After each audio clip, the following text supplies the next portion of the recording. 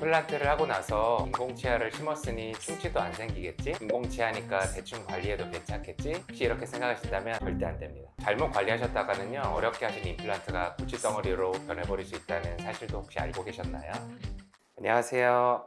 동두천 임플란트 치과 구강외과 전문의 정영호 원장입니다. 임플란트 관리를 소홀히 했을 때 생기는 대표적인 부작용 중에 하나가 바로 임플란트 주위염입니다. 사진 속 상태가 바로 임플란트 주위염인데요. 임플란트 주위염은 임플란트 주변에 염증이 생겨 통증을 유발하는 질환입니다. 임플란트는 자연 치아가 없어진 자리에 티타늄으로 된 나사못을 심고 치아와 비슷한 보철물을 올려 치아의 기능을 회복시켜 주는데요. 자연 치아와는 달리 임플란트는 치아를 지지하고 치조골과 연결하는 치주인대가 없습니다. 완충지대가 없는 것이죠. 치주인대는 이처럼 잇몸 조직을 강하게 부착시켜서 세균 감염을 막아주는 역할을 하는데요. 임플란트는 치주인대가 없기 때문에 세균 감염에 훨씬 취약하고 주위염에 걸리기가 쉽습니다. 또 신경조직과 혈관이 없기 때문에 세균이 감염되었어도 통증을 느끼지 못해서요, 쉽게 알아차리지 못하고 잇몸과 치조골이 상실될 때까지 인지하기가 어렵습니다. 그리고 치주인대가 있는 자연치아의 경우에는 치주인대로 염증을 자가치료하기도 하는데요. 임플란트는 그렇게 하지 못하고 오히려 자연치아보다 염증의 진행 속도가 굉장히 빨라지게 됩니다.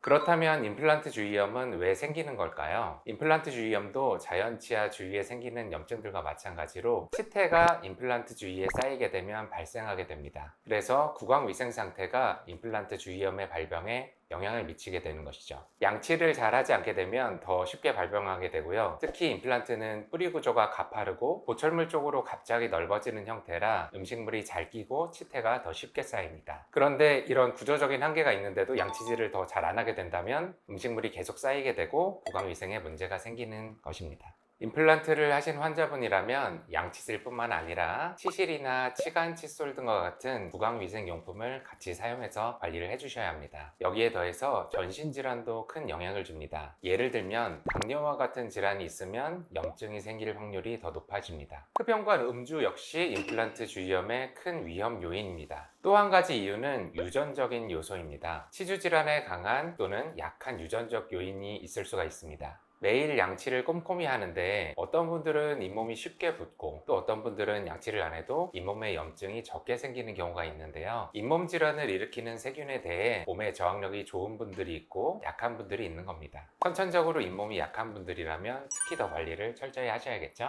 임플란트 주위염은 상당히 진행될 때까지 잘 모르고 지나가기가 쉽습니다. 그렇다면 어떤 증상이 나타날 때 임플란트 주위염을 의심해 봐야 할까요? 임플란트 주위염은 초기 증상은 자연치아의 치은염과 비슷합니다. 잇몸 자체에 피가 나거나 냄새가 나고 고름 같은 찝찝한 맛의 액체가 나온다고 하면 임플란트 주위염을 의심해 봐야 합니다. 더 진행이 되면 임플란트 뿌리 나사를 통해 빠르게 염증이 퍼지면서 뿌리가 드러나게 되고 더 심한 잇몸 출혈, 구취, 고름, 통증이 유발될 수도 있습니다. 이런 증상이 있으시다면 반드시 치과에 방문해 진료를 받으시기를 권장드립니다.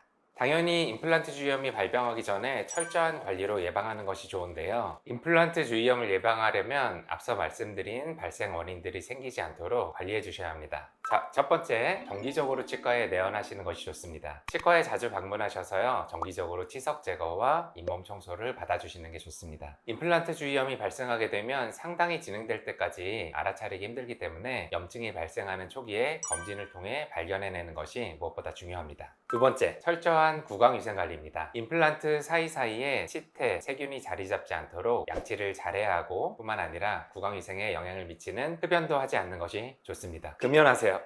구강위생 보조용품도 적극적으로 활용하시는 것이 좋습니다. 치실, 치간 칫솔을 사용해서 잇몸으로 덮인 틈새를 청결히 해주시는 것이 좋으시고요. 워터픽과 같은 전문 세정기를 같이 사용하시면 도움이 됩니다. 그리고 당뇨와 같은 질병들도 관리가 필요한데요. 혈당이 높아지게 되면 염증의 악화 속도가 빨라지기 때문에 개인의 전신 건강도 꾸준히 관리를 해주셔야 합니다.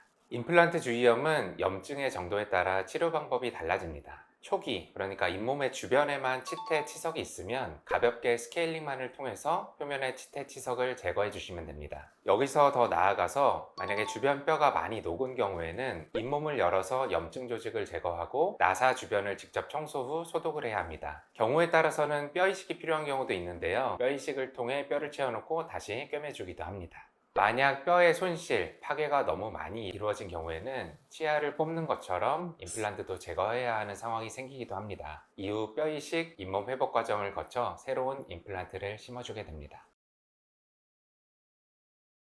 임플란트 주위염은 초기에 발견하면 치료가 매우 쉽습니다. 오늘 알려드린 관리법을 잘 지키시고 정기적인 치과 검진을 꼭 받으시기 바랍니다. 자연 치아도 관리만 잘하면 오래 쓰실 수 있듯이요. 임플란트도 수술 후 관리만 철저히 하시면 오랫동안 건강하게 사용하실 수 있습니다. 고생고생해서 심은 임플란트 꼭 오래오래 사용하시길 바라겠습니다. 오늘 영상을 통해서 도움이 되셨다면 구독 부탁드립니다. 앞으로도 필요한 정보들을 찾아서 전달드리겠습니다. 지금까지 환자를 생각하는 구강학의면외과 전문의 정영훈 원장이었습니다. 감사합니다.